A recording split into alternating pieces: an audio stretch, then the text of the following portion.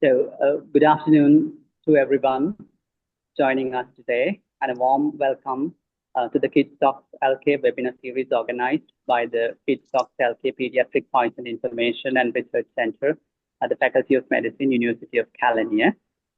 KidToxLK is a national clinician-led initiative dedicated to improving the care of children exposed to poisons, envenomations, and toxic substances through education, collaboration, and evidence-based practice. And today we are delighted to continue the webinar series with the session titled Management of Scorpion Stings in Children, a topic of growing clinical relevance in Sri Lanka and across many tropical and subtropical regions. And scorpion stings remain an important yet often under-recognized cause of pediatric envenomation. And while many cases for mild children are particularly vulnerable, severe systemic toxicity and timely recognition and appropriate management can be life-saving. And today's session will focus on translating clinical experience and global evidence into practical bedside care. And it's my great pleasure to introduce our first speaker, Dr. Nayani, Suraweera, who will set the local clinical context for today's discussion. And Dr. Nayani Suraweera is a senior lecturer and the head of the Department of Paediatrics at the Faculty of Medical and Allied Health Sciences, Rajarata University of Sri Lanka. And in her presentation titled Interesting Cases of Scorpion Stings in Sri Lanka, she will share real-world clinical cases that highlight the spectrum of presentation, diagnostic challenges, and management considerations specific to our setting. So we look forward to learning from her valuable clinical insights. Over to you, Nayani. Thank you, Kavinda, for your kind introduction. So, good afternoon, everyone. Over the next half an hour, I'm going to discuss three interesting pediatric cases on white scorpion envenomation, which were reported in Mannar district in Sri Lanka. So first, I will do a brief introduction about the white scorpion. While Sri Lanka is a home to about 18 scorpion species, majority of them are native inhabitants, causing only mild local envenomation. Severe or life-threatening systemic toxicity is uncommon with native species. Who is this? This is a white scorpion. Unlike our native scorpions, white scorpion may be very dangerous. White scorpion is identified as Hottentotta tamulus in Buthidae family. In India, it is well known as Indian red scorpion. It is not a native species to Sri Lanka, from where they came to us. It's believed that it came to our country from India in the 1980s, probably in the luggages of Indian soldiers who came to Sri Lanka. Now this scorpion is found in northern Sri Lanka, mainly in the Jaffna Peninsula. These are some case reports about scorpion sting envenomation. The first case was about an adult who developed a blistering skin lesion following a scorpion sting on his hand. The second one is about a 34-year-old adult who developed myocardial injury after scorpion sting. The third case was about a child, about a 10-year-old child who developed autonomic hyperactivity and myocardial ischemia following a white scorpion sting. Interestingly, all these cases are reported from Jaffna. Obviously, this may be because the white scorpion was seen only in Jaffna until recent past. All the three cases which I am going to share with you today are from Mannar district, not from Jaffna. The previous cases were reported from Jaffna. These three cases are from Mannar district. I would begin with my first patient. This was about a 4-year-old girl who was playing in the paddy storeroom in their house in a late evening. In the absence of her parents, she was alone there. Mother was in the kitchen. Mother heard the child screaming in the room, saying that someone bit her leg. When the mother went to the room, mother could not find any insect or any snakes inside this room. Then the child started to vomit several times and child appeared drowsy. Therefore, they took the child immediately to the nearest rural hospital. When the child arrived there, the child was restless and continued to vomit, and also child developed a generalized tonic-clonic seizure. Doctors have given IV ondansetron to control the vomiting, and to control the seizures, they have given IV midazolam dose. The child was breathing spontaneously, maintaining a saturation around 95%. But there were a lot of secretions. So they have sucked out secretions and started on high flow oxygen. The main concern was not in the airway or breathing, but in the circulation. The circulation-wise, child had very cold peripheries and the low volume pulses, and the blood pressure was low, and the capillary refilling time was prolonged. They have thought the possibility of anaphylaxis and started on IM adrenaline 1 dose, and they have given a saline bolus and immediately transferred the child to the District General Hospital, Mana. When the child arrived to us, the child was restless and agitated, and there were a lot of saliva in her mouth, and she was sweating a lot. She was unable to keep still, and she was having a lot of body movements, rhythm-like movements, a worm-like movement all over the body and the limbs. And the other thing, she had partial ptosis also. She was breathing spontaneously. The saturation, the monitor showed a saturation of 85%, but without a good wave. This may be because the child was having a circulatory collapse. So we sucked out secretions. We kept the child on oxygen, high flow oxygen. On examination of the peripheries were very cold. Pulse was not detectable, and the capillary refilling time was prolonged, and the blood pressure was not recordable. The blood gas revealed a severe metabolic acidosis with a pH of 6.9. The random blood sugar was 380 milligram per deciliter. By this time, we did not know what has happened to the child, what the underlying problem. Could this be an anaphylaxis? Could this be a wasp bite leading to anaphylaxis? Could it be a poisoning? Could this be a meningitis with septic shock? Unlikely. The child was very well up to the time she went to that paddy storeroom. Could this be a snake bite, and like cobra bite or a crate bite leading to this, associated with ptosis and neurological signs and vomiting? But why the features of autonomic hyperactivity? Could this be DKA? So we were thinking about the possible differential diagnosis. For considering the possibilities, we gave IM 2 more adrenaline boluses, considering anaphylaxis. And we started the child on normal saline, 2 boluses were given. And as the child had not shown a good response, we started the child on an adrenaline infusion. Considering the possibility of meningitis or septic shock, we started the child on IV Keptraxone, thinking that it will not make a harm. Despite this management, child continued to deteriorate. Child had spontaneous breathing, but the breathing appeared to be shallow breathing now. And the monitor also did not detect the saturation now. So we electively intubated the child. The chest expansion was good, but the saturation was not more than 70s, maybe due to pulmonary edema. The desaturation persisted, and in a while, child went into a cardiac arrest.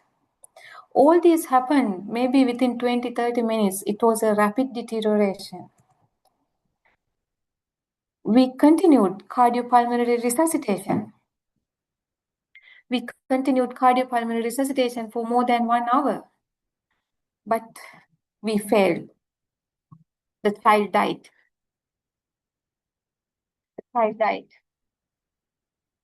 The investigations reports were available. The full blood count showed a WBC count of 15 with neutrophil predominance. This may be due to the stress response. The sodium was a little bit low, but it could not explain the underlying problem. The main clue came later. The girl's neighbors has went to the paddy storeroom and taken the paddy bags out, and they were curious about what made the child this much sick. And inside the room, they found something, a white scorpion. A retrospective diagnosis was done as severe envenomation following white scorpion sting. By the time they brought the scorpion to us, the child was no more with us. This was the first scorpion sting case reported in Mana district. This happened in 2023. We learned a big lesson from this patient. We got to know that so-called white scorpion is living in Mana district now, not only in Jaffna. And we learned that it causes severe systemic envenomation, features like autonomic storm, myocardial injury, and pulmonary edema. And we got to know that there's something called scorpion antivenom, but it is not available in Sri Lanka. Heard that it's available in India. The main lesson we learned was prazosin is the antidote for white scorpion envenomation. In around 2 to 3 weeks later, we got this second patient. This patient also was from Mana district. Our hospital was in this little island. So this is regarding a 6-year-old child who was playing outside in the morning and had a white scorpion sting over the dorsum of his right foot. The father has seen the white scorpion. Then the child was screaming with pain, so the parents have taken the child to the nearest rural hospital.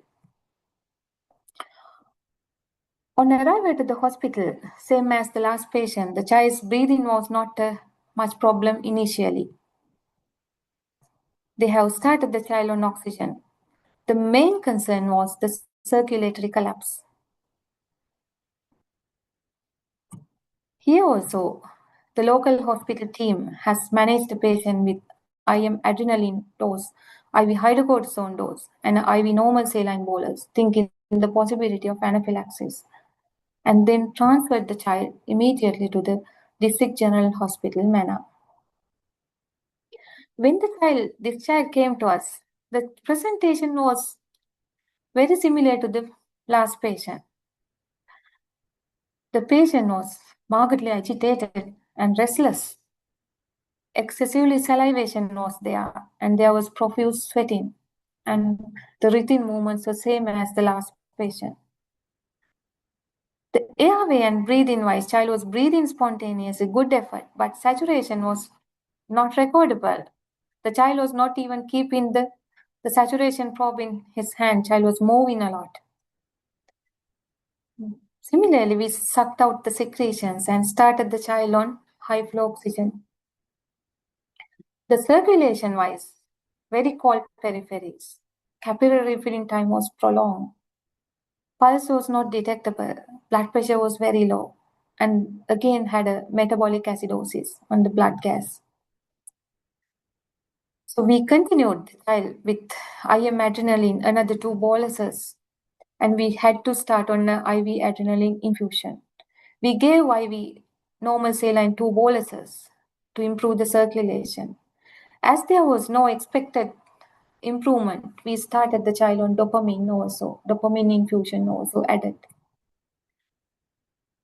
On reassessment, the airway wise, the breathing wise, the child was deteriorating. Child appeared tachypnic. Child had labored breathing, and the saturation was not recordable. We intubated the child. After the intubation, air entry was equal, and the chest expansion was good. Saturation was more than 90s initially. But the main concern was there was not much improvement in the circulation.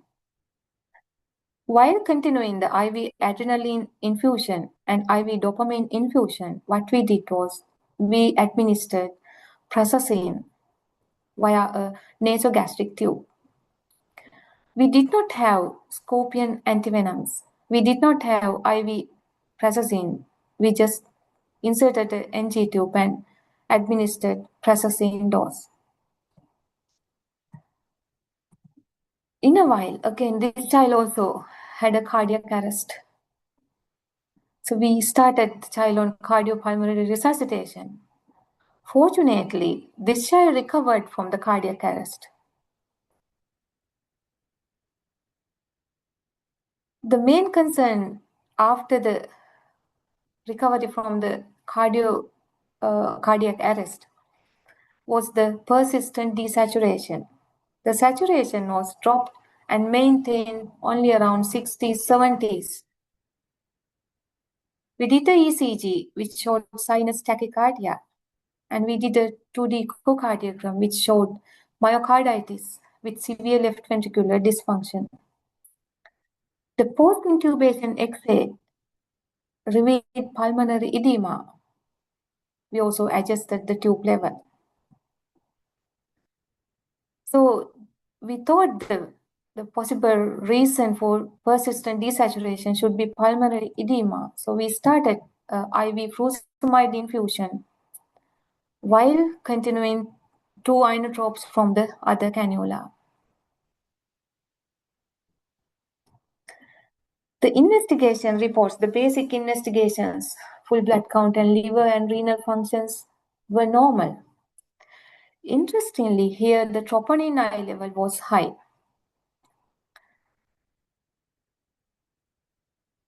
So retrospectively, this child might had myocardial injury as well as pulmonary edema. Prasosine made a big difference in this case. After starting prasosine and with these old treatments, there was a clear but gradual improvement of the child. The oxygenation improved gradually to 90s. The blood pressure was stabilized and the pulse volume also improved.